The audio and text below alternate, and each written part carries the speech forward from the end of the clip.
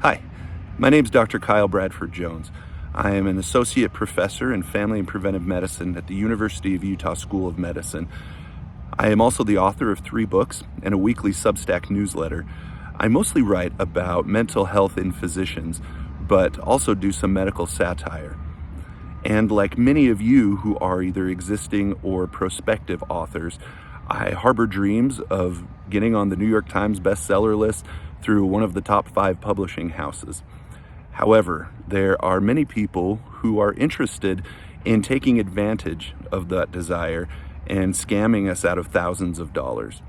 Unfortunately, I've been a victim of some of these scams, and I am continually bombarded by many others.